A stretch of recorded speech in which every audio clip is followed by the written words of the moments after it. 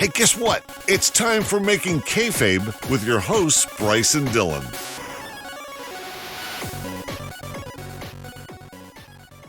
Hello and welcome to a super special Bono episode of Making Kayfabe. We're back. It's Bryce and Dylan here ramping up for Season 6 of the Making Kayfabe podcast. We're excited to be here after a bit of a break, and today, in anticipation for Season 6, we're going to rank the top 5 Making Kayfabe episodes of all time.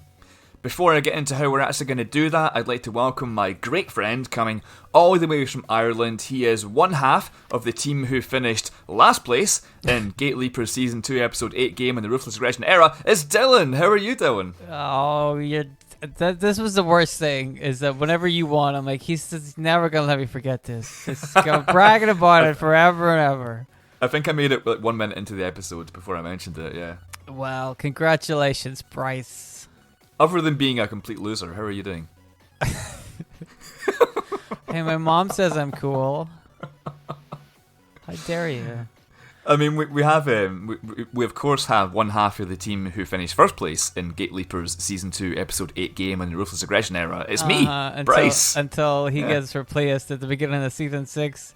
After he accidentally dies when a piano falls on his head. Who could have seen it coming? Well, that's... So many pianos. Like, honestly, I can't see for pianos around my Why flat are there at the so moment. many pianos, like, right above your house? On the ceiling as well, yeah. It's ridiculous. How did they get there? That must cost a fortune to suspend them because they're very heavy.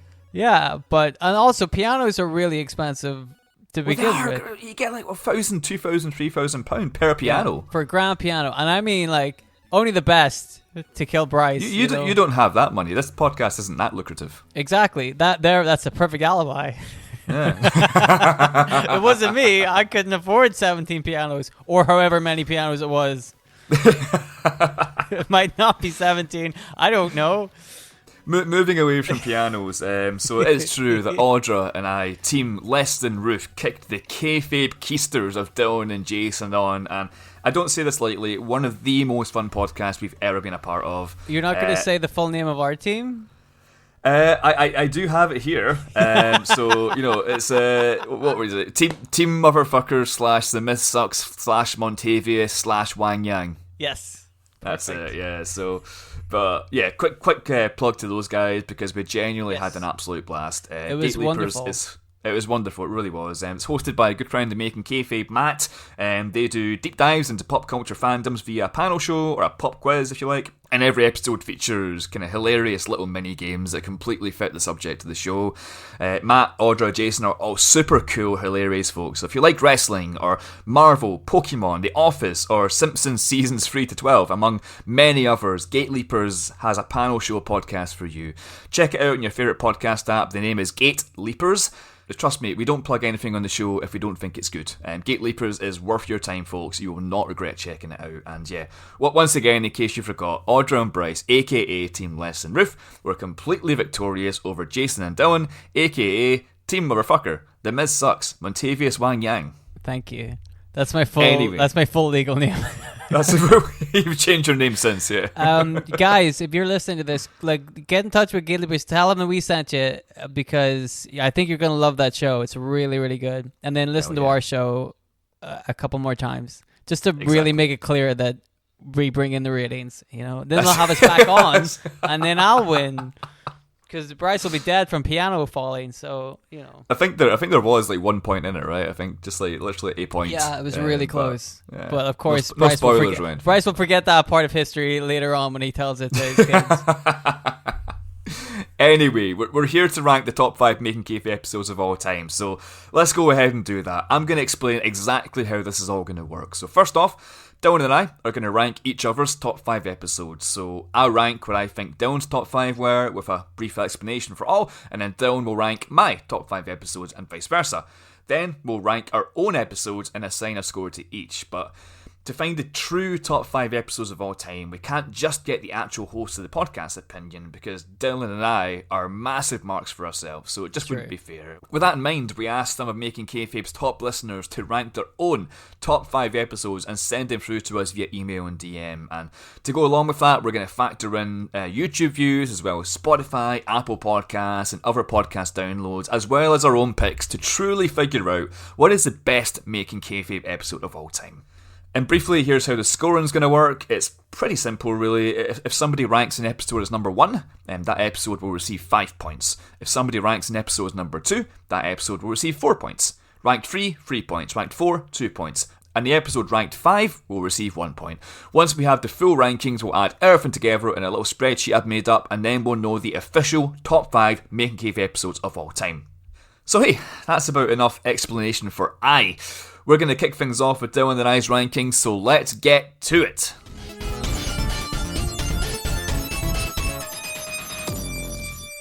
Alright, I'll kick things off here with my ranking of Dylan's Making Kayfabe episodes, and I'll start off by saying, dude, I don't know about you, but I did not find this easy at all. I've been looking at this sheet of paper I've got for a week, and I've written several different top 5s.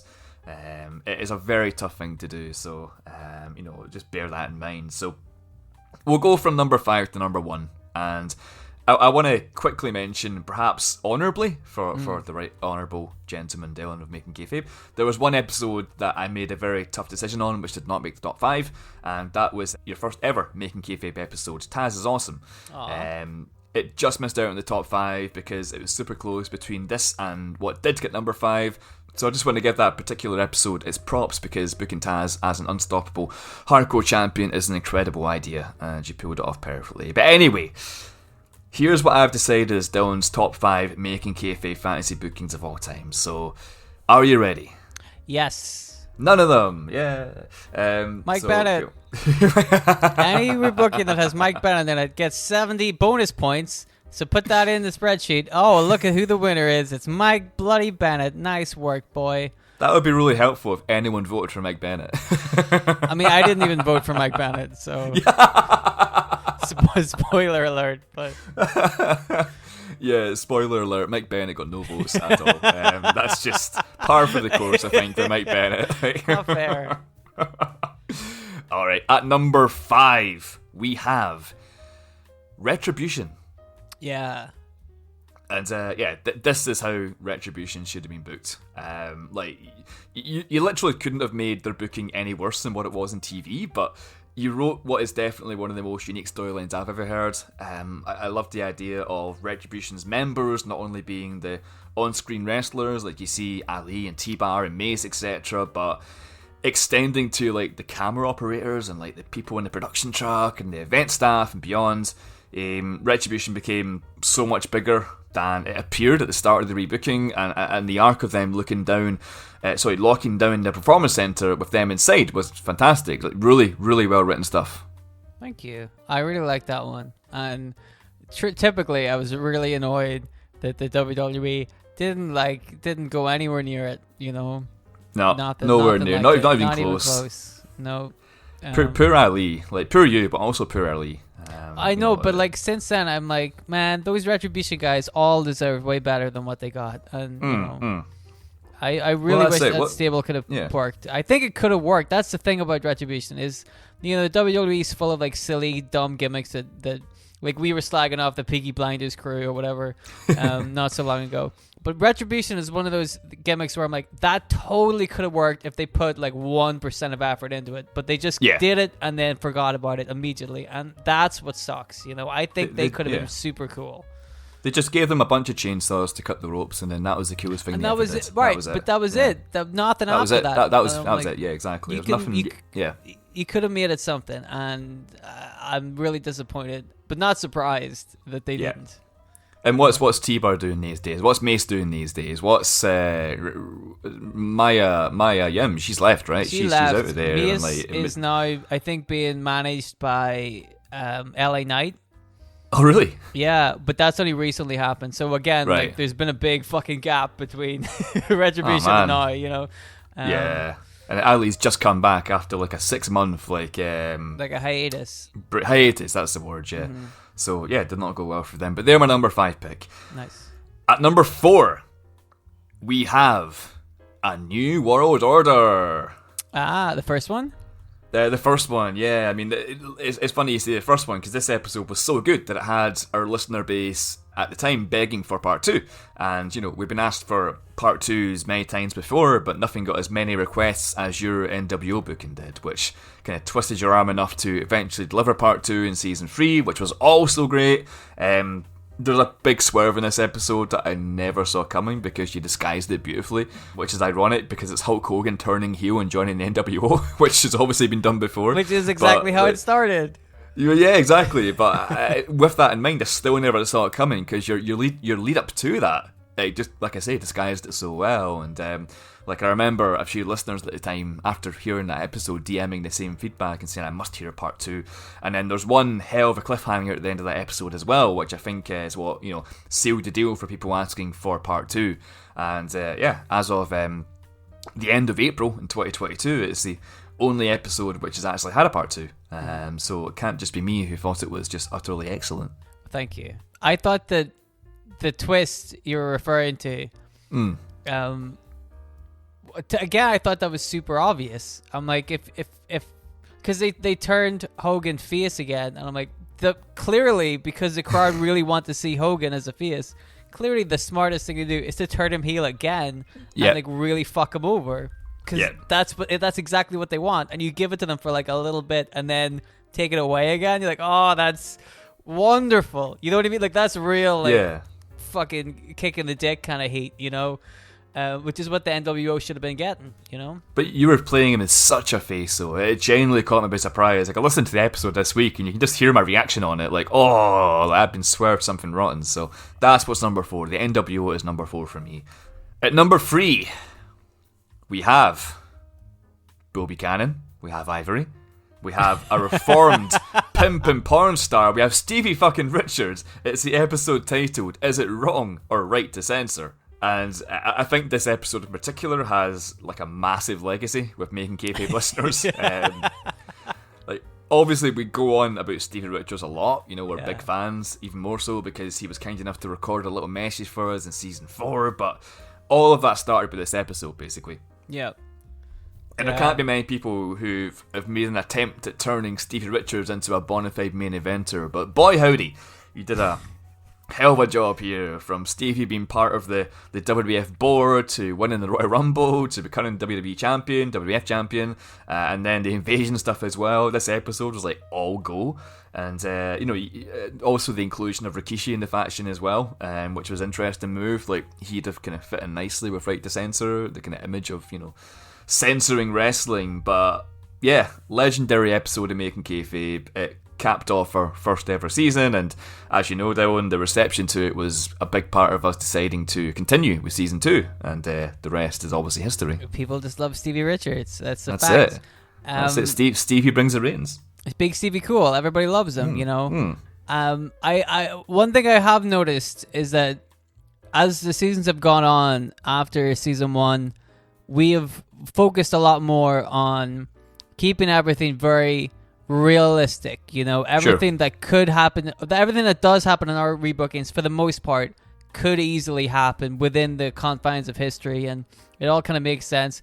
But the Right to Censor one, I will admit, was a lot of fantasy booking on my behalf. I really went to town with that one, just because I was like, oh, you know, let's not let the truth get in the way of a good story.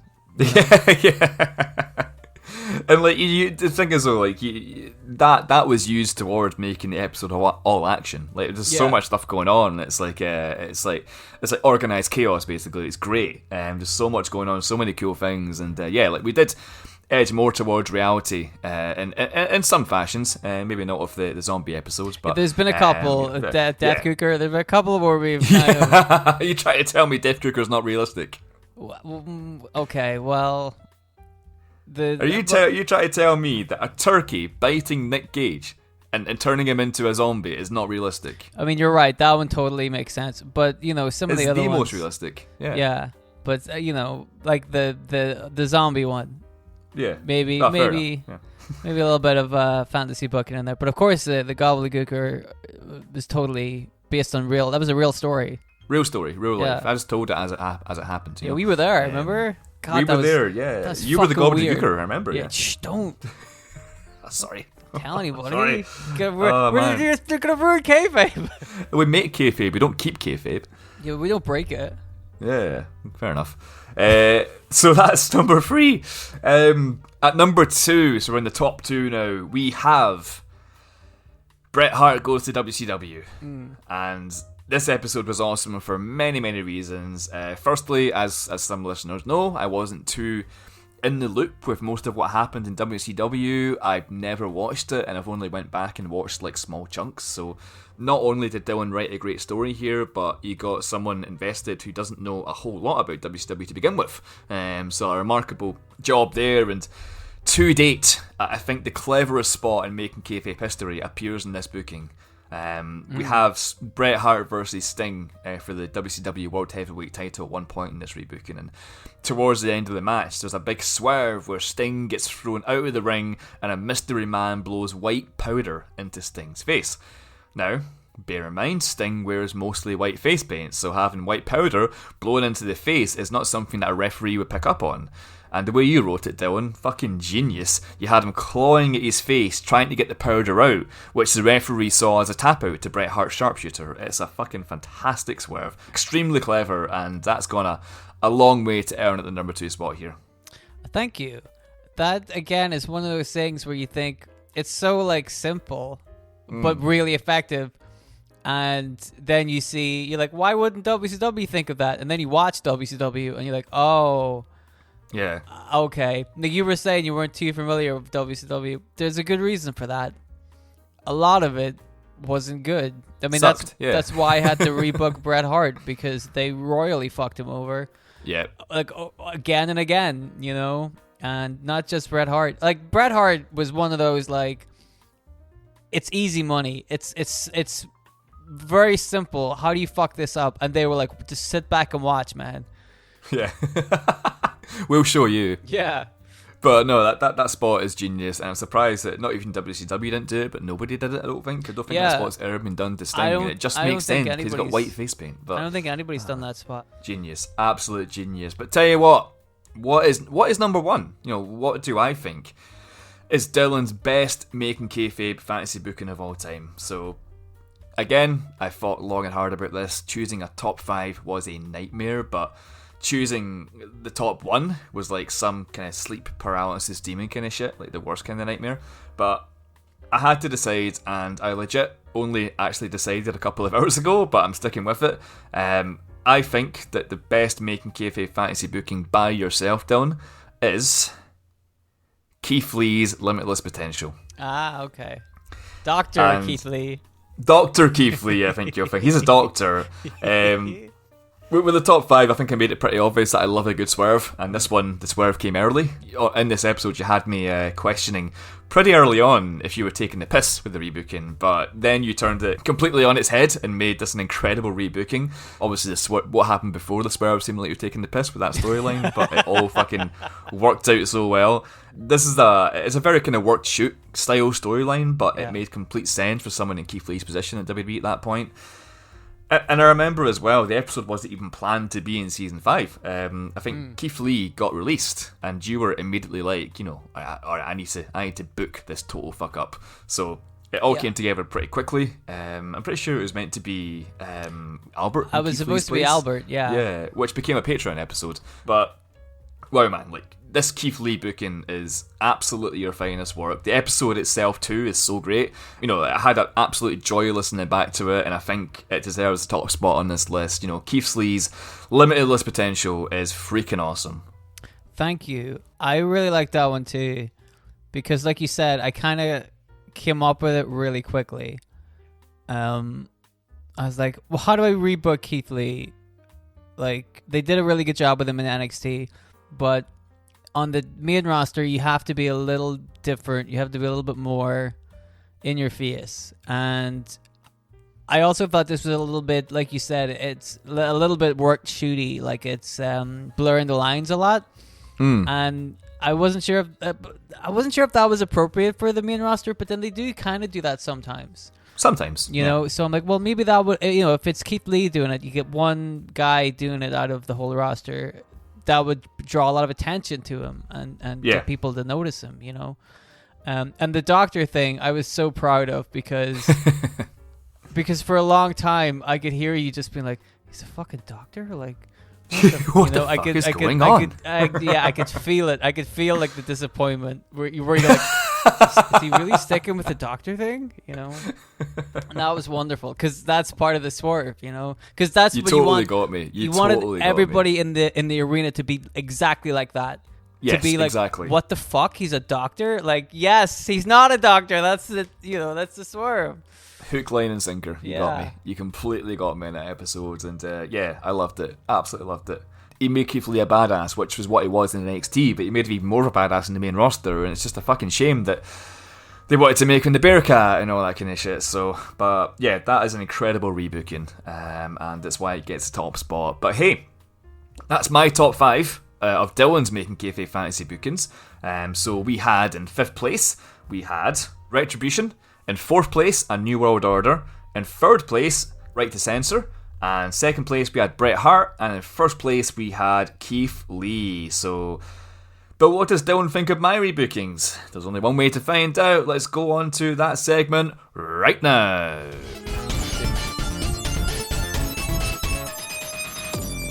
Okay, so kind of like you did, Bryce, I have a few honorable mentions as well. Because, as you know, like you mentioned, it's really tough, and we don't want to toot our own horns here, but like we like to think that we hold ourselves to a certain level of quality. Sure. And so when it comes to trying to look back through these and trying to pick like 5 classic episodes, it's easy to pick classic episodes, but it's harder to like rank them and only pick 5. So because of that, I have 2 honorable mentions for you.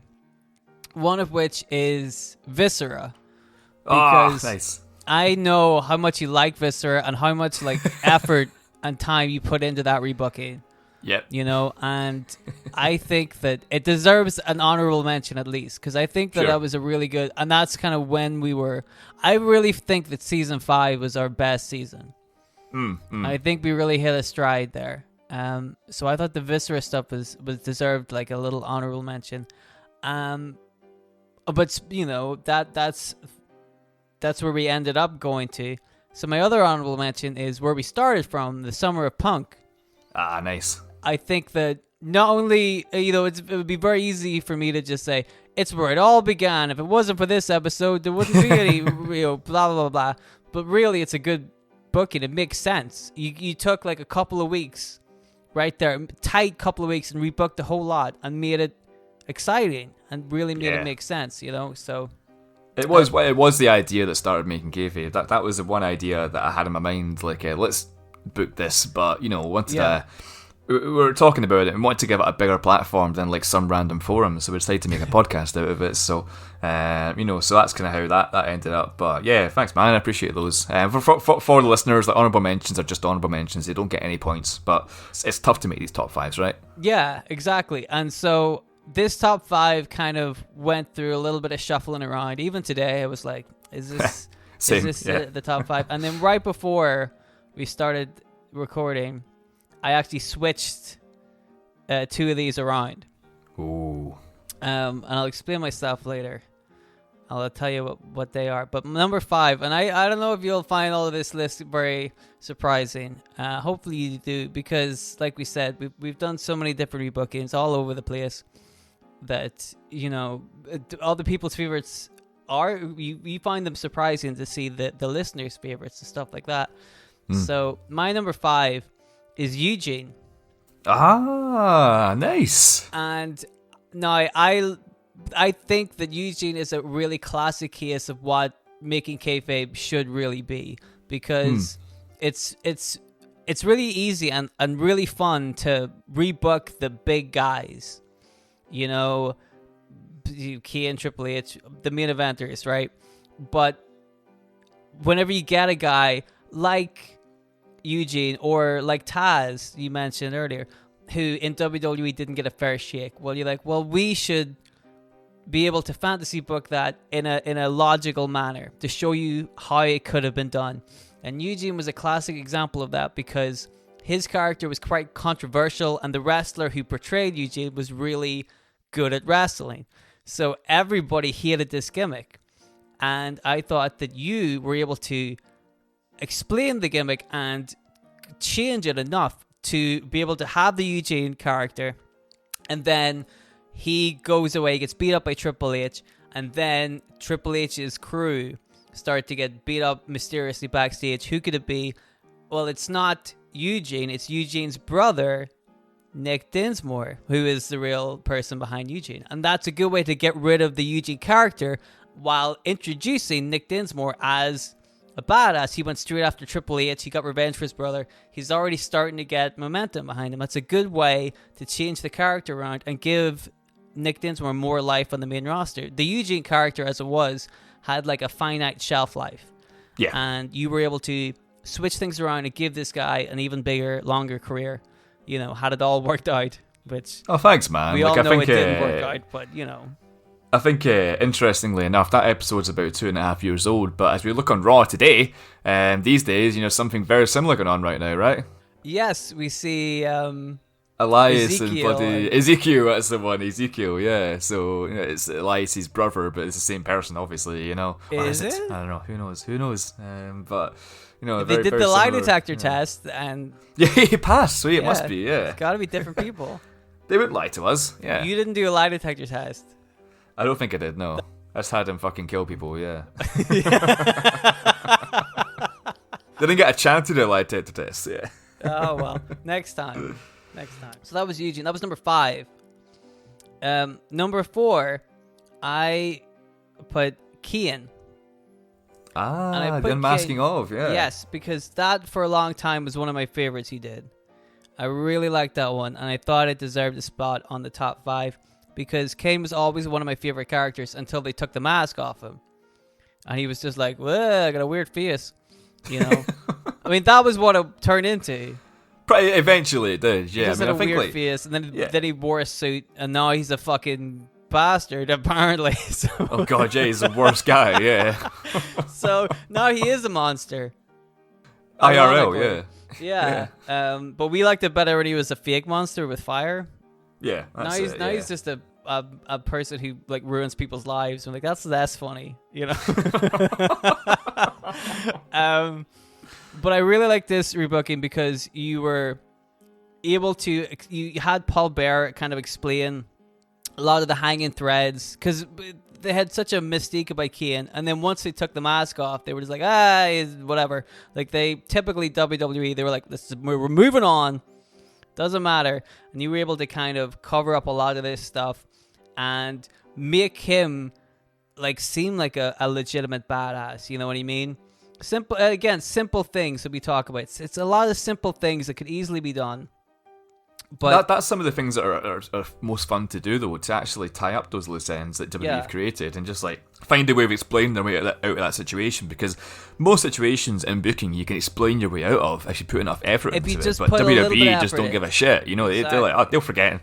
They think that the WWE audience have the kind of memory of a goldfish. You know, they just think, oh, forget about it next week. You know, so it's a shame that they do that. But again, that's one of the most fun things to do in the show is, like I say, just tie up those loose ends. But also, you led to a Kane versus Undertaker match at WrestleMania that, to me, because of your rebooking, like didn't seem totally one-sided. Because I feel like every time you see Kane versus Undertaker at WrestleMania, but even taking away the streak of the Undertaker, it always seemed like the Undertaker was going to win. And I thought that you did a really good job of making Kane into a monster and building it up to make him seem like a legitimate threat to the Undertaker. So I really like that. I also find it really ironic that in that rebooking, there was a point where, actually, one of my favorite parts of that was that you had people afraid to be around Kane. So the cameraman, the commentators being afraid to call Kane's match, that's the genius, right? But what I liked about that, ironically enough, is that it led to the commentators and the cameraman and a lot of the other wrestlers trying to form a union, which I'm pretty sure the real Kane wouldn't be too happy about.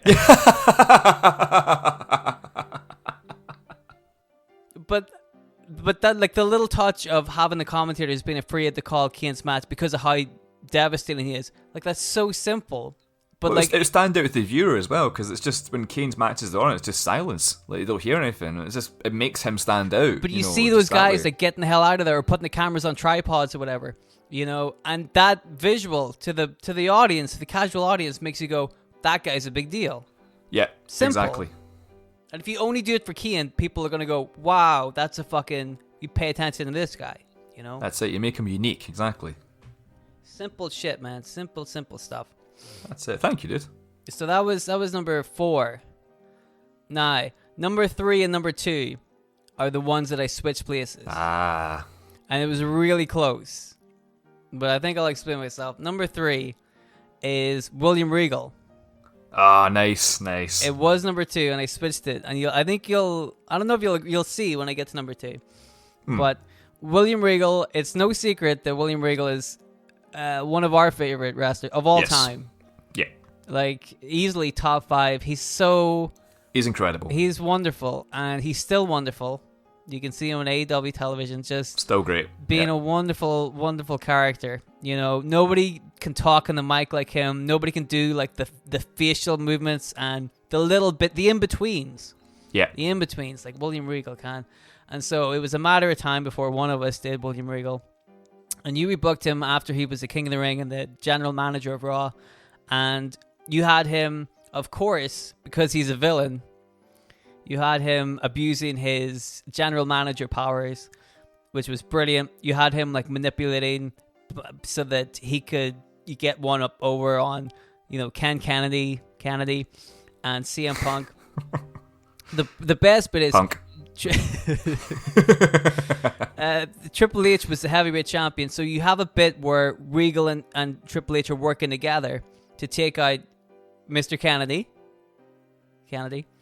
because he was a logical contender for Triple H. And H. There's already 3 H's there. Come on. Triple H is How many more times do you want to repeat it? 6 times H, yeah. 6 times H.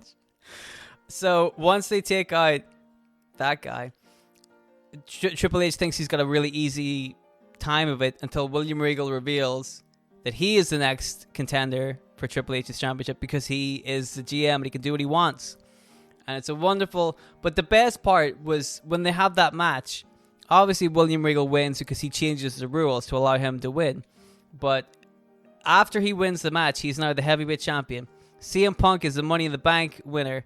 And Finlay was working for William Regal up until he won the championship. And once he won the championship, Finlay's contract was null and void. So Finlay beats up William Regal. Punk cashes in. And they get their revenge on William Regal. William Regal's championship reign is about 5 minutes. But it's perfect. He gets his comeuppance. Yeah. He's a villain. He's been running crazy over the entire roster for weeks, months. And then it seems like he's finally at the top of the mountain. And he gets his comeuppance almost immediately. That's storytelling. You know what I mean? It makes sense. The bad guy gets what's coming to him. And you build up guys like CM Punk and Ken Kennedy. That's it, man. Yeah, I'll say more about this episode later, but I loved writing that episode. Like you said, like William Regal is both of our favourites. Mm-hmm. He ranks very highly for both of us, and it was about time. And that's one of the kind of whenever we asked people, what is the biggest missed opportunity? What do you want to see as book? And then Regal was one of the top answers every time because everyone remembers that storyline so well, and so it was so great, and just everything that Regal was doing around that time when he won King of the Ring, and it's just a damn shame how things went down how they did, and the guy got himself suspended. But it could have been a hell of a turning point in Regal's career if everything went through as it should have went through there. And it's like I say, it's a bloody shame that it didn't happen. But hopefully, I told in that story what might have happened if shit went down that way. Yeah, I mean, it really gets over that kind of like villainous side of William Regal, And also what I liked about that is it introduced, I don't know if you remember this, but it introduced a nickname for Triple H, which was We Trippers. That's right, wee trippers. We just, for a long time, just started laughing about Triple H being called wee trippers. Wee trippers. Wee trippers. All right, wee trips. Or wee trips. Now we brought it back again. Oh, man. See that? Oh, man. That's absolutely fantastic. I need to go back and listen to that now. That was the thing. I'm like, that's why it's number 2. You know, that's what had swung me to put it number 2. But I switched places with the real number 2, which is, and this surprised me, you mentioned it earlier, Sting versus Undertaker. Nice. I personally, and I'm outraged that nobody else agrees with me on this, but I personally loved this storyline when you told me it, because I'm not the biggest fan of The Undertaker. And I don't really care about Sting. Like, you know, he's good at what he does, but he's never been like one of my favorites or anything like this. But you really did tell a story where it made sense and it built up to get to the, because people wanted to see Sting versus Undertaker, forgetting the fact that they were both like 50 or whatever whenever this was happening. They were like, we want to see this match. But instead, and they could have just done it. And then, I mean, luckily the WWE are so lazy, they didn't even do that. But I mean, they could have just put the match on and be done with it. But you like had months of build up. You made sense. You had Sting. What was really good is because everybody wanted that match, that was like common knowledge. You had Sting coming in straight away and saying he didn't even give a shit about that. He doesn't care about The Undertaker. He wants to fight the Authority. Because Seth Rollins was the champion and Triple H was being a big deal. He was like, I want to fight in the side of good. I'm going to beat up the Authority. I don't care about The Undertaker. Shit like that's like a little tease. It throws people off. And then the end game, of course, is Sting versus Undertaker. So like that shit makes sense. You also did a really good thing. So this is from like January, I think, or just before that to WrestleMania. And in between Royal Rumble and WrestleMania is Fastlane. It was Survivor Series, I think, yeah. Oh, well, the genesis of it was at Survivor Series. But like a lot of the booking is like, you know, from the Royal Rumble. Yeah, the main few kicked in Royal Rumble, yeah. Yeah, so on that show, you even said yourself, Fastlane, terrible name for a pay-per-view. I agree. But nobody would watch Fastlane. They don't need to. There's no stakes. But you gave them stakes. You gave them Sting and The Undertaker tagging together to fight Triple H and Seth Rollins, which on paper is that's a huge main event. Yeah. Like that's huge. That's a reason to watch this shitty pay-per-view, right? That's really big. No titles were involved, but it's still like big stakes. Really interesting. And what was also really interesting about that was you built up Sting more than The Undertaker because people already know who The Undertaker is. Everybody knows who The Undertaker is. But if you make Sting the focus point of that feud, like that's really interesting. That gets, because then whenever The Undertaker does acknowledge him, it's a big deal. You know, instead of having The Undertaker doing all the talking, having Sting doing most of the work is a really good idea. So all of this, I thought was like, it was just really well put together. And it was like, thank you, man. It just made so, because you know me, I love it when it fucking makes sense. And all of this shit made sense. Yeah. You made the Authority like worth watching. Yeah. Nobody give a shit about the easy Authority. task. All right. Nobody give a fuck about them. And then you were like, oh, if you do this, it'll make sense. I'm like, well, that's correct. If you have Sting and The Undertaker fighting the Authority, people will pay attention to them. Exactly. But that's yeah, so I fucking think obvious. It's maybe my most meticulous booking, if that makes sense, because I booked every week from Survivor Series up to WrestleMania and tried to make it all mean something. And I was surprised when it got no votes. I think it's because it's it's the second last episode we've ever done in the main series, so it might just be people are still catching up. The thing with our podcast is it's not exactly it's bingeable rather than you have to listen every week, so maybe people are still catching up to that. I don't know, but I was happy with that storyline, like I say, it took a lot to book every single week, but I think we got there and got some good story out of it, and it's another thing that it's a bloody shame it didn't happen. Yeah. It had every chance of happening. They were on WrestleMania. I think it was WrestleMania 33. They were both in WrestleMania 33 together, and yet it didn't happen. So, for whatever reason, for one reason or the other, But once again, I hope that's just showed what might have happened if it kind of went down that way. Yeah. I'm really surprised that more people didn't vote for that. Like I'm the only one. How was I the only one that listened to it? Like yeah. You're all the downloads, yeah. Yeah. On like different computers and stuff. Yeah, just go to the library or something, yeah. Dude, if I'd have done that, don't you think I would have done that for Mike Bennett? Giving him more than 2 downloads, you know? That's more effort than anyone's ever shown Mike Bennett, though. I know, and I'm the only one that did it. Poor Mike Bennett. Poor guy. You can go and cry in the corner with Undertaker and Sting. If you'd have put Mike Bennett in that pay-per-view, can you imagine? Now that's if it was Undertaker versus Mike Bennett. Now that's a triple threat everybody wants to see. Sting versus Undertaker versus Mike Bennett. Free icons. Yeah, free icons beautiful. of pro wrestling. I'd watch that match. Speaking of icons of professional wrestling, we have a big icon for what I picked as the number 1 of your rebookings, which is the Kurt Angle retirement. Nice. Now, again, Kurt Angle I know is one of your favorites of all time. Kurt Angle is a wonderful wrestler, just an incredible wrestler, and you were really bummed about the retirement match.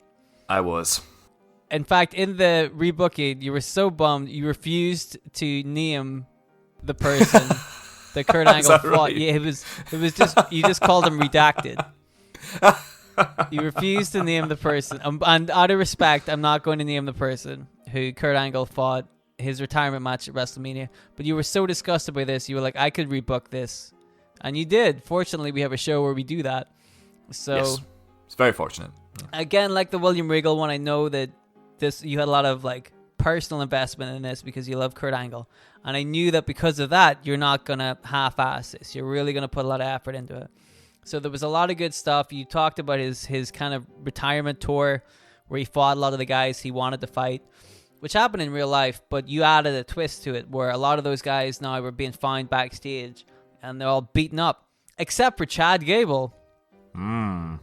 And the match at WrestleMania was going to be Kurt Angle versus John Cena, which makes sense. Totally makes sense.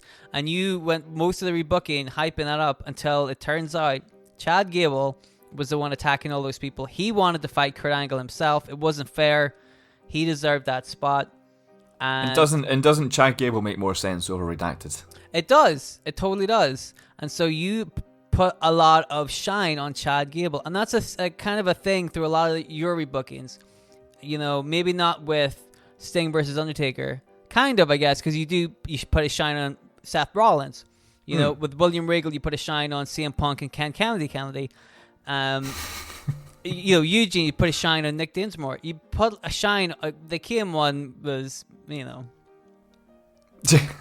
guess he didn't need too much of a shine, but no. you put a lot of shine on like other people as well. You know. Yeah. And so like all of it's this, not just the person we're booking. Yeah, exactly. You got to make a whole story of it. Yeah. That's really important. You know, I think people need to consider this kind of stuff too. So I think you did a really good job of like putting that all together. So it led to Kurt Angle versus Chad Gable at WrestleMania with John Cena as a special guest referee, which to me sounds like a really main event, like a legitimate WrestleMania match. Yeah. That's big time, you know? That is big time. I really, really like that. And I'll tell you why this one made number 1. Because this, out of, I think, more than any other rebooking that we've done since then or before then, has more mentions of Sean Stasiak. I don't know why, but we talked about, I think because Sean Stasiak was the first guy Kurt Angle fought in the WWE. Maybe it's that, yeah. We talked about Sean Stasiak a lot. There was also that scene in the milk truck segment where it's like Sean Stasiak goes to take Kurt Angle out and Kurt Angle just fucking slams him into the milk truck. I remember that. Like face first and he's just like, what an idiot, you know? Why haven't we rebooked Sean Stasiak? You can't rebook perfection. You can't. The people would write in asking to see rebookings for us to do. Nobody has asked for Sean Stasiak. Planet Stasiak. We need to make an actual planet. We need to do that. We can do, dude. We can do it. So season 6 is going to be Planet Stasiak, and all the episodes are going to be things that happen on Planet Stasiak. Yes, I think this is a perfect idea. I know if we don't do it, the fans are going to be super pissed. Oh, so we're going to have to do it. Damn. I have to do it. Oh, well, there goes all those other cool rebookings. So we'll just throw focus them on away. Planet Stasiak. Yeah. Stasiak, baby. It's going to be amazing. The Stasiak season. Season Stasiak. Season Stasiak. It works. Yeah. Anyway, so yes, Kurt Angle is number one in my opinion. One. But again, Great, it's close between a lot of those ones, you know. Oh man, yeah. Same with when I was picking yours. It was like number 5 could have been number 1 easy. It's just so tight between all of them. You know, it's like it's really tough to do. But I appreciate that, dude. That's a good old list. And yeah, now we're going to move on to a very quick segment where we look at our YouTube rankings. So let's go to that right now. I know what's last.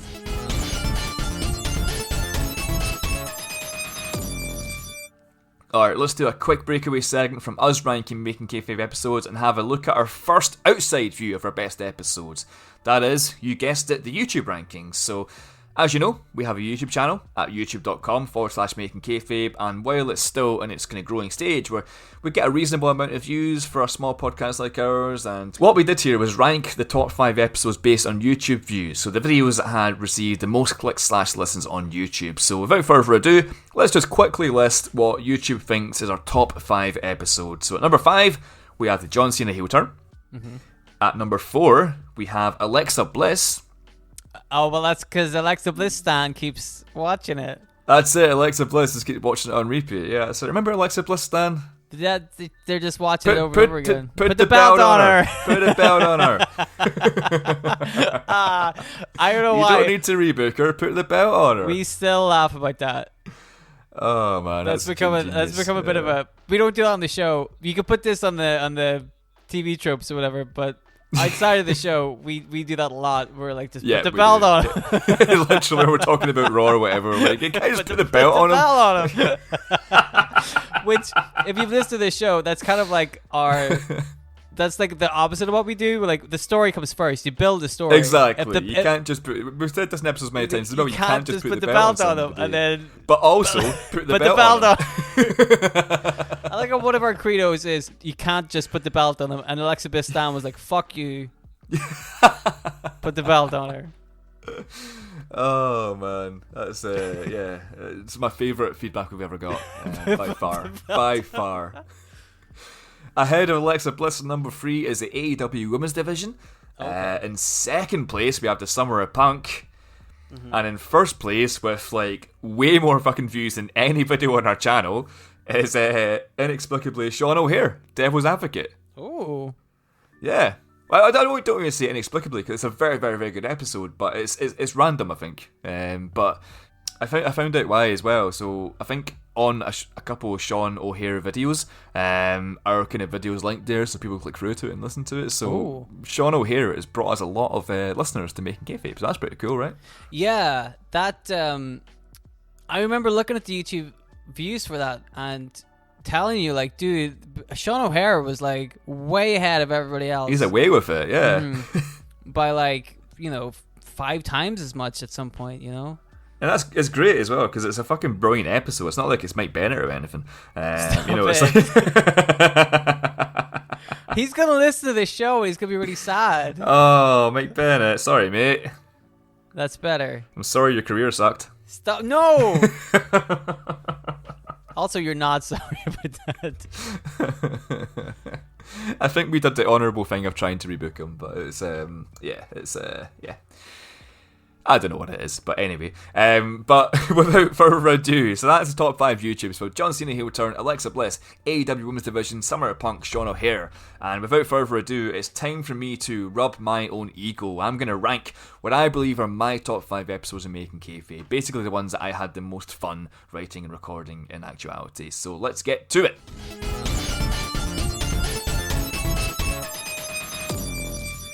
Alright, so let me take you through my own top 5 very briefly. We're going to speed through these, and this, again, was really hard to pick because, obviously, every Making Kayfabe episode I write is like a child to me.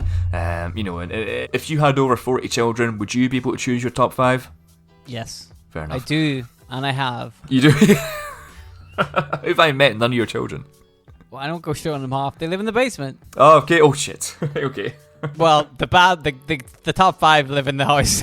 Right. Oh God.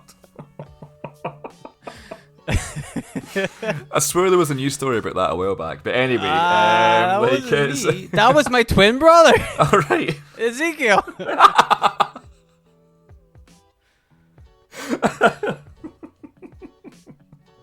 Got away with it.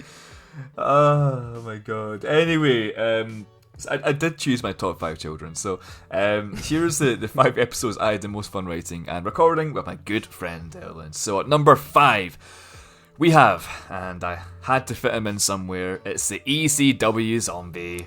Yeah. Because, I mean, come on, man. You know I love doing silly rebookings, and it's sort of the first edition of my zombie trilogy, as some listeners have called it, because I started with the ECW Zombie, and then I went on to the Zombie Lumberjack match, and then, it came to the Death Cooker, which was an episode which was a complete surprise to both you and I.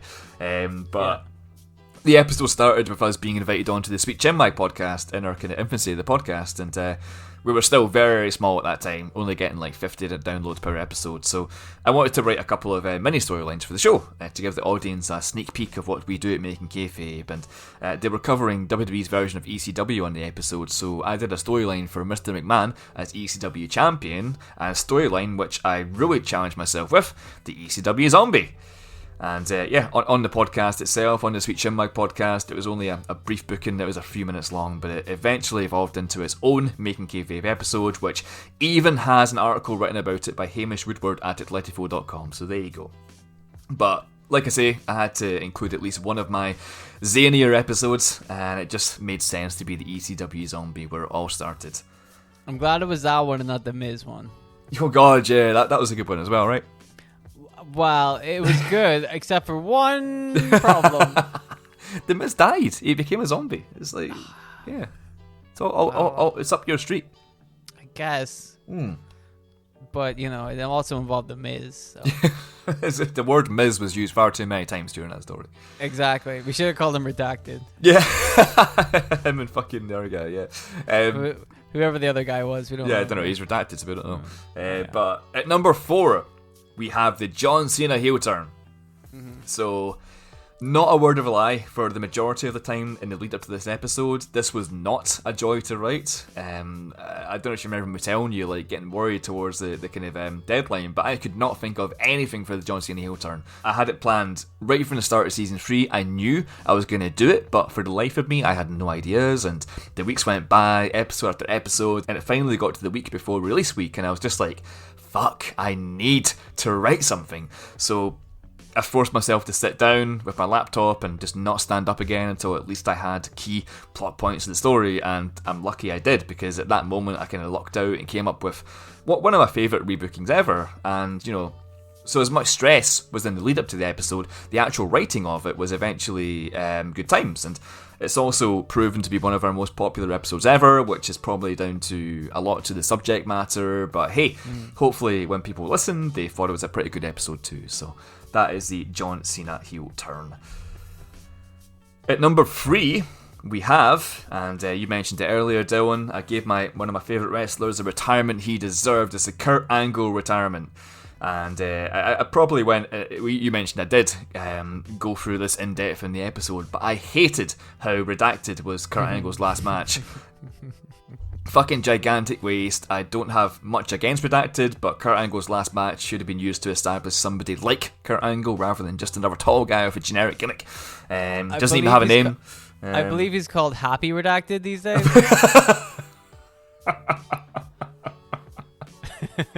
Who could it be? Oh man, not fucking hillbilly redacted, no.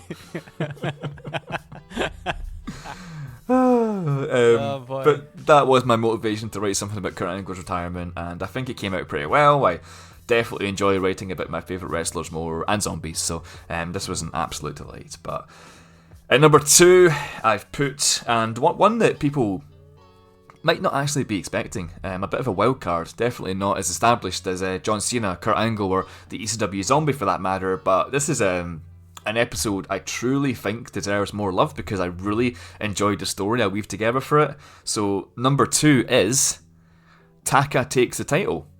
My booking of Taka Michinoku winning the WWF Heavyweight title, and like I say, probably not one that people were expecting, but I hold this episode dear to my heart as my second favourite child. It played off the time where Taka almost beat Triple H for the WWF title on TV about 20 years ago, and I based an entire storyline with Taka as a champ on it. And I think you mentioned it a bit earlier, Dylan. Like, sometimes I think it's the smaller reputation, lesser known guys who are easiest to book because there's not as much pressure, which made writing for Taka an absolute breeze, and I'm really happy with how it turned out. But and finally, the episode I had the biggest blast writing, the episode I am most proud of out of everything I've ever written for the show, well, it is King Regal.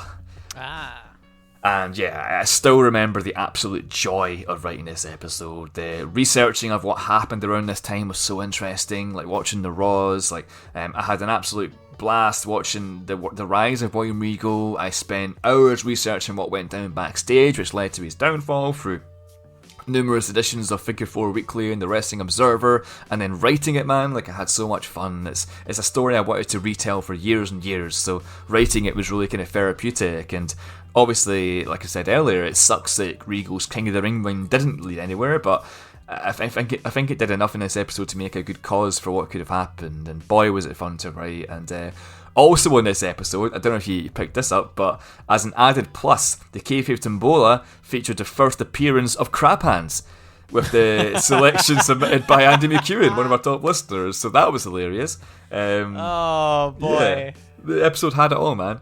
And also in the episode, when we were recording the episode, literally during the recording, we got the first artwork through from Tyler that arrived in my inbox at the time, and that was the King Regal episode, and like we were both blown away by that. It had no right to be that good, and it's up there with like my favourite artwork he's ever done for us, so that was really cool as well. But it's just all good, man. Like, so many fond memories attached to the King Regal episode, so it had to be number one for me. There was no other option, but there was like 40 other options, but you know what I mean. But hey, that's my top 5. Ecw Zombie, John Cena heel turn, Kurt Angle's retirement, Taka Michinoku, and King Regal. So now it's time for Dylan to rank his top 5 episodes, so you know what? Let's just bloody go ahead and do that. Dylan, fire away, mate.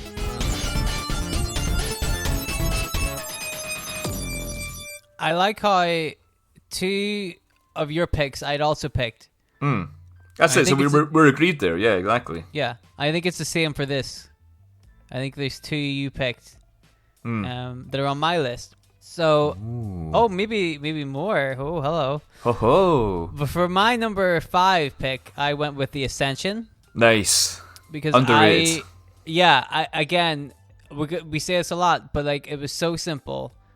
They dug themselves into a hole that they didn't bother to fix, and then they just buried the Ascension for like 3 years. That was with Triple H, right? Bring him to the main roster.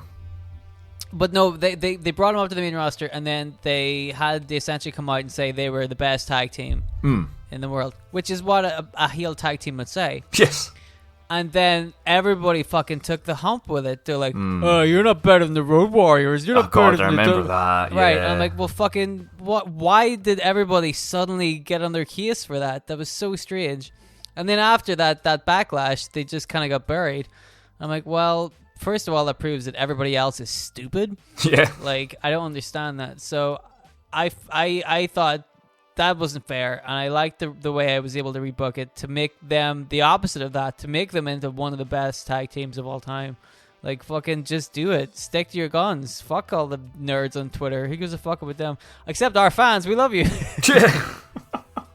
But you know what I mean? Like, I mean, man. Like, those be complaining smart marks. They were so over in NXT as well, man. They were so over. I remember watching NXT in its infancy, and like when it was when they were kind of like so over, and just like, yeah, the crowd were behind them. Just every match people were going crazy for, and then they go to the main roster, and it's just like, getting squashed by fucking old cunts. You know, it's just it's just not fair. So I like that. I think that was number 5. Yep. Number 4, I put Retribution. Oh, because like you said, that story came together, and because they were in the Thunderdome or whatever they called it, they could have played around with stuff, and not in a cinematic way, but in a like, you have an empty arena, you can do whatever you want, like kind of way. It's your arena, yeah, exactly. Exactly. They could have played with it. They could have made it fun. That could have been like the perfect. Funny enough, that could have been the perfect gimmick for the pandemic. Yeah. Like that could have been the gimmick that everybody remembered during that tough time, and Literally. instead of that, they were like, "Fuck it.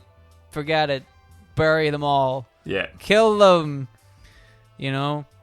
It's just, I spoke about it earlier, but yeah, they could have done so much more. And like what you did there, you like made the camera operators, the backstage staff, like referees and stuff, they were all members of Retribution, which was just incredible. And like they could have easily got away with it, yeah. Bastards, but they didn't. They didn't. They didn't do it. So I like that one. That was number 4. Number 3, you also mentioned, I think, was Keith Lee. Ah, yeah, brilliant, yeah. Just, Dr. Keith Lee. I thought that was just... But that was a lot of fun to write, All of these were really fun to write, and I just love the swerves. Number 2, I think is really... People won't see this coming, but I put Titus O'Neil. Oh, because that's such a good story. I was considering having that in my top 5 as well, yeah. For all the mentioned reasons. It was simple. They made the best out of a bad situation. Or they could have if they'd listened to me. Yeah. It's really simple. It puts a shine on a guy that nobody was giving a shit about. It was totally achievable, and that was so much fun to write because it's one of those ones, and you'll know what I'm talking about, where at first you don't have anything except like a gem of an idea, and you just write that down. And then as you start writing, it all starts to click and come together perfectly. And you're like, oh, boy. The pen glides off the page. Yeah. Yeah, sometimes it just works perfectly. And then after that, you're like, God damn, that's good. So I feel like Titus O'Neil was the epitome of that. It's such a... And it's one that people are going to go, I don't give a fuck about Titus O'Neil. I understand, but check that episode out and... I think it'll change your mind, You'd be surprised. It got a fair few votes, actually. Titus O'Neil. It was voted on by at least 3 people, so nice. 3 were put in the top 5, so there you go. So before I do number 1, I had a few honourable mentions for myself. Go for it. That have been mentioned previously. The AEW Women's Division. Yep. I liked. That was great. Shayna Baszler, I really liked because it made her into a killer. Instead of being afraid of puppets or whatever the fuck. Had a team with Hardcore Holly, yeah. Classics. I would have rebooked it very differently.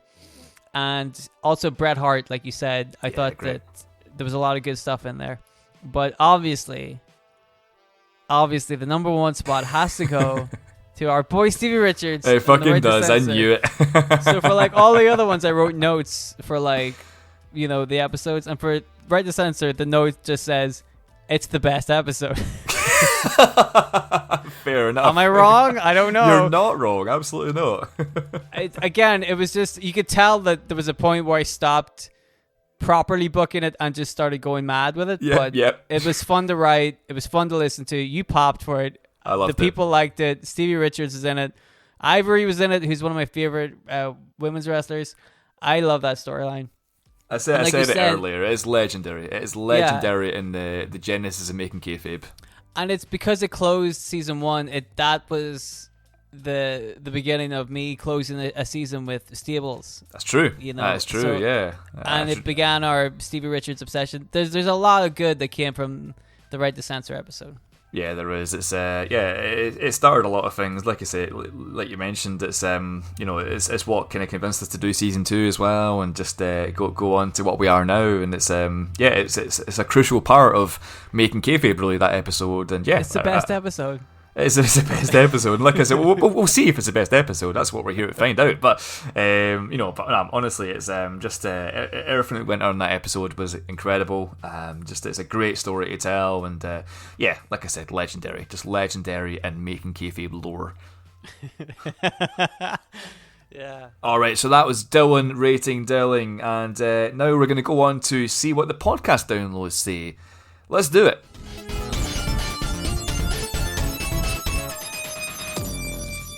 Alright, so as you know, we are on plenty of podcast apps. We are on Spotify, Apple Podcasts, Google Podcasts, Podcast Addict, fucking, I don't know, you name it, we're there. And you're probably listening to us on one right now, but let's rank the total downloads from podcast apps and see kind of where we're at and rate a top 5 for that. So the top 5 podcast app downloads of all time, well, we're going to start at number 5, which was Bret Hart. I agree. I think everybody seems to really like that Bret Hart one, right? It's a great episode. It really is. At 4, the 4th most downloaded episode of all time was Taz is Hardcore. Wow. Yeah, that's a great one, man. That's a great one. Damn. It just missed out on my top 5. In third place, it's CM Punk's Straight Edge Society. Oh, Yeah. interesting. People love a bit of CM Punk. CM Punk. Yeah, second CM Punk rebooking. Yeah, exactly. So, yeah, people love a bit of CM Punk. Understandable. They popped big when he came out. They did indeed. And the number 2 is the John Cena heel turn. Mm-hmm. Which, again, makes sense because of the context of the booking. Everyone wants to hear it. And number 1 is the Summer of Punk. So, yeah. There he is again. First ever episode. So, CM Punk's twice in our top 5 for podcast downloads. So, next season, it's John Stasiak and CM Punk. You know what? We don't have room, but let's just cut the CM Punk. Yeah, let's still do the good part, yeah. Yeah. We'll do Planet Punk in season 7, yeah. It's been done. Alright, folks, we're going to get to the final ratings of the show now. Let's move on to our listeners' rankings. Woo!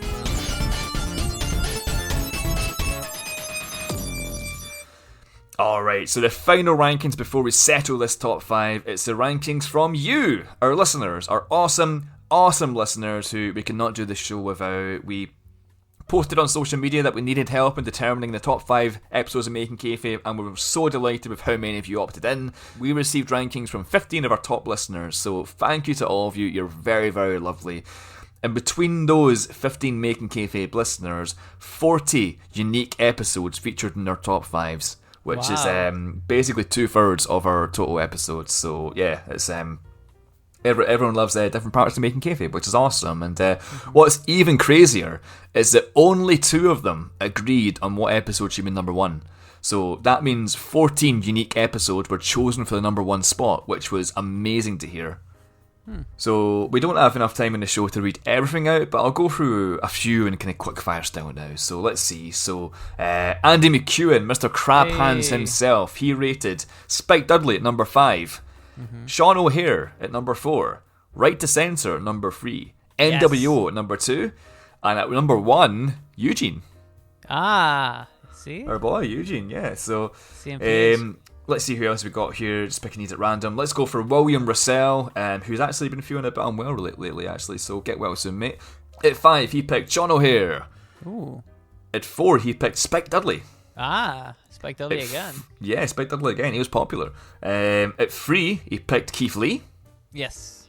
At 2, he picked Tommy End. Which was one that was missed out a bit, yeah. And at 1, he picked King Regal. Nice. Good choice. Let's see. Let's go for Matt from Gate Leapers. So good old Matt, our good pal Matt. Of course, 5, you talk about him because he let you win. It's a conspiracy. This was part of the deal. At 5, he put Right to Censor. 5? That's a conspiracy. 4, at 4, he put War of the Horsewomen. Oh. Nice. Which has not been mentioned much either, actually, which is also a very good episode. 3, King Regal. Yep. 2, Luke Harper. Yeah, and that 1, was a good one. Yeah, it's a great one, man. And 1, Kurt Angle. Yeah, fair play. Let's go for one more. Let's go for Spencer Taylor. So, at 5, we've got the John Cena heel turn. At 4, we've got DDP. One that's not been mentioned much. Yeah.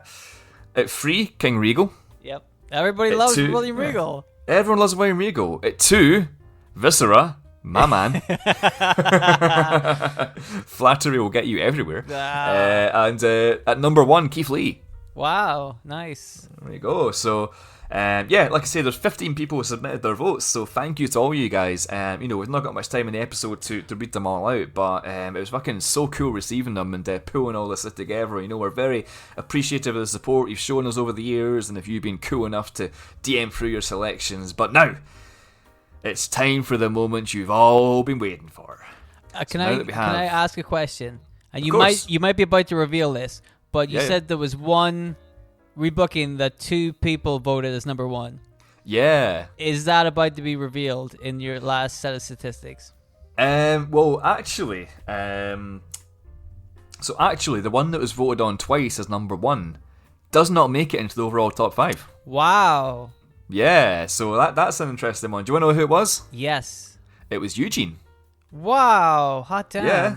two people voted for Eugene as number one. That's wild. Both suspiciously called Andy, but two very different listeners. What kind of hands do these people have?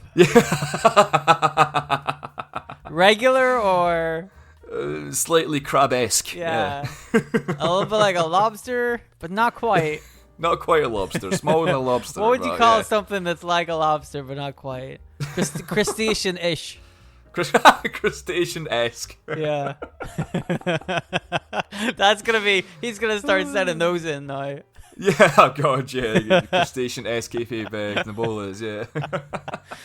No, it was Andy O'Neill and Andy McEwen. So thanks guys. It's a great choice. It's I was kind of flattered by that because I did enjoy Eugene, but I didn't think it was enough to. You see, I picked Eugene as well in my top 5. So like you did, you put it there. Yeah, I was very flattered by that. Yeah. Yeah. Okay. But hey, everything else though, every other top 5 had a different number 1, so that's very interesting. So it's going to be interesting putting a list together. But now that we have all the data, now that we have everyone's rankings and everyone's thoughts on Making Kayfabe, from the host to the listener to the internet statistics, it's time to rank the top 5 Making Kayfabe episodes of all time. Oh my god, I'm so excited.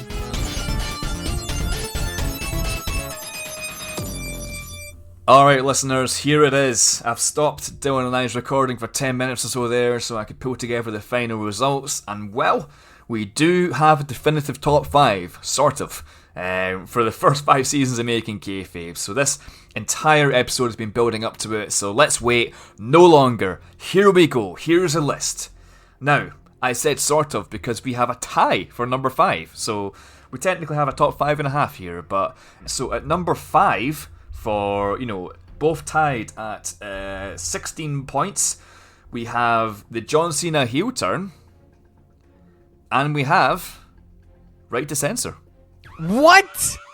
Both tied at number 5. Can I just say that this is a conspiracy? Stevie Richards was way more over than John Cena ever was. This is ridiculous. I'm a little surprised John Cena heel turn. It's good that they both made the top 5. Yeah, that's it. Two very episodes that we're both kind of fond on. So that's just, I think, for that. But all right, so that's number 5. In the number 4 spot, we have something that I mentioned, something that you mentioned, something that's been mentioned by several other people. It's Kurt Angle's retirement. Ooh, I thought that would have been number 1. To be honest with you. Well, still a lot to go here. Still a long way to go. So Kurt Angle's retirement got 18 points overall from all of our voters. So that was really cool.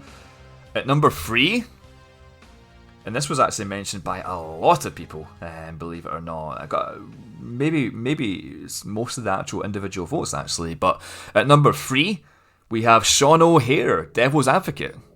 Isn't it wild how most of the fans voted for Sean O'Hare and neither of us did? Yeah, it's weird, isn't it? Yeah. That's interesting, That's it. We just don't know the kind of how good our own episodes are. That's it. Well, I think that Sean O'Hare was just one of those guys, like we were kind of saying, the underappreciated people. Sean O'Hare was like a real, drop in the ball moment, and people really picked up on that. They're like, he deserved more, That's right, and he did. He definitely did. And I remember that episode itself was actually a kind of a turning point for Making Kayfabe, because I remember we put up a poll. Who was better, Sean O'Hare or Mordecai? And that poll on Twitter got way more. It got way more interactions than we thought we'd ever get. And that's why we done. I think you booked Sean O'Hare, and then I booked Mordecai right after. Right? You would book Mordecai, and then after that poll, we were like, well, we should book Sean O'Hare. Yeah. Because people want to hear that, so That's it, yeah, and it turned out to be a bloody good episode as well. I listened back to it just the other week actually, and some very funny moments on it. It's one of those episodes where we've got the cold open, and it's all about Piper pulling off Zach Gilling's leg and stuff. Good times, good times.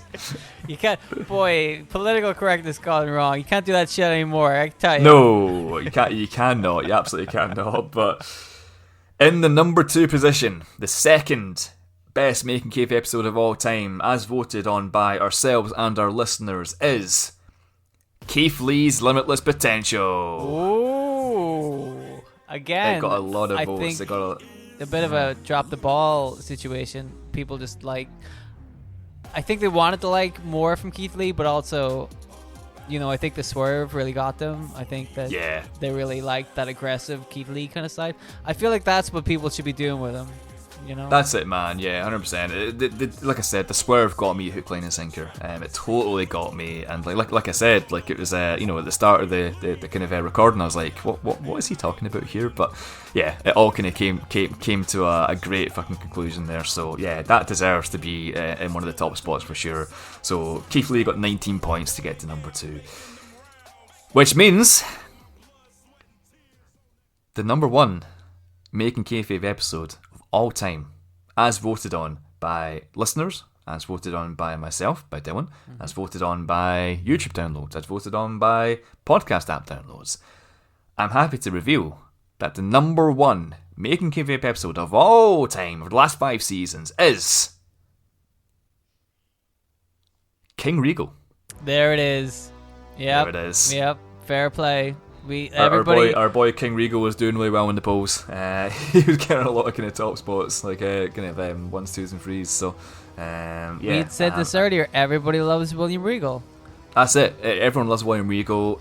You know, it's it was one of the most requested episodes of all time. I remember everyone was asking us to book William Regal post King of the Ring wins. So, you know, it was a kind of fan's choice for the actual booking itself. And then, yeah, I'm delighted to have that as number 1. It's just, like I said, I had so much fun writing that episode. Just bloody great from start to finish. And it's got one of the coolest artworks ever by our boy Tyler. And, I just feel really fortunate to have one of my episodes chosen. So, I think that's fair enough. You know, like we said earlier, the William Regal one, there's a lot going on, and the story was told really well. It puts a shine on William Regal, and it puts a shine on some of the other people as well. It's just good. Like, if you saw that in real life, you'd be like, "Fuck, that ripped," you know? Yeah, totally, man. Yeah, I appreciate that. And like that thing is, that could have just as easily been one of yours in top spot, and it's worked out pretty well, because technically in the top 5 there's 3 of my episodes and 3 of yours, so it kind of works out 50-50 there. So yeah, it's interesting. That's pretty cool how it's worked out. So that's really awesome, man. And Regal got 26 points in the end. Wow. So top of the table, but just missing out in the top spot where the ECW Zombie, the Summer of Punk, Bret Hart goes to WCW, DDP, and Tactics title. So nice. Those were just missing out in the top spot there. So, but yeah, that's our official top 5, folks. So at number 5, we have a joint between Right to Censor and John Cena. At number 4, we have Kurt Angle's retirement. At number 3, Sean O'Haire. At number 2, Keith Lee. And at number 1, King Regal. Bloody William Regal. Well, that was a whole bunch of fun. So let's wrap this old episode up, should we? No, let's do it again. Okay, let's alright, folks, resubmit your top 5s for us. We're Here going we to do this go. over. Dylan disagrees, so, you know, let's all vote for Mike Kanellis. Right to censor number 5, it should be number 1.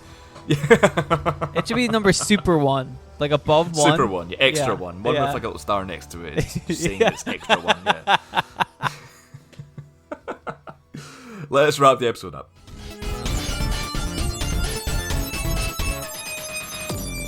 That's it, folks. That's the Kayfabe Award settled. So that's King Regal being ranked at number 1, followed by Keith Lee, Sean O'Haire, Kurt Angle, and then a joint between Stevie Richards and John Cena. So thanks again to everyone listening and everyone who submitted their picks. Boy, it was fun going through everyone's thoughts and rankings.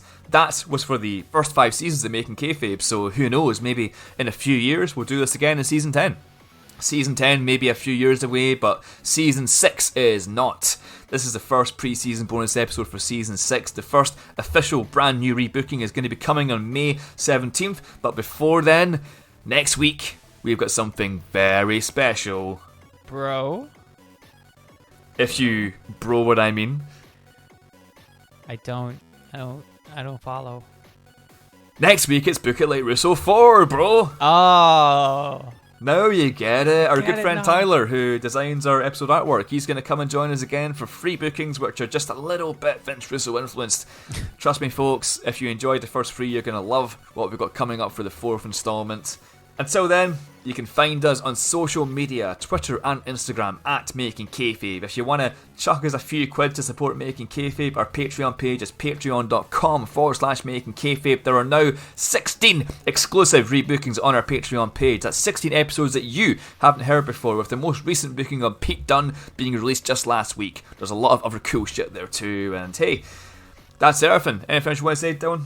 We just want to say thank you very much to everybody. Like, it's crazy that we got to this point and that you guys have voted in your favorite episodes. Like, Isn't that wild that we've got to the point where we can make a top 5 episode like this? But you know, and have 15 people vote on it. Do you remember when we're wondering if we ever get 15 views? You know, when we got 15 people voting on their top 5 episodes. It's so crazy. And it's like it's really genuinely nice. Does give that warm kind of fuzzy feeling inside. And that's just not being cliche. It makes us feel good. So we appreciate it, guys. Really appreciate your support. You're so fucking awesome. We love you. Even if some of you are obsessed with crab hands, we love all of you. Even if none of you voted for Mike Kanellis, even if that hurts, Stevie man. Richards That really #1, hurts.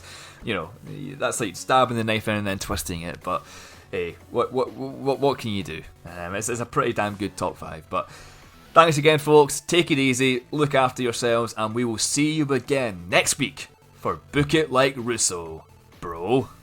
Goodbye. Bro. Bro. Bro. Bro. Bro. Bro. Bro. Bro. Bro. Bro. Bro. Bro. Bro. Seriously though, bro. I'm serious, bro.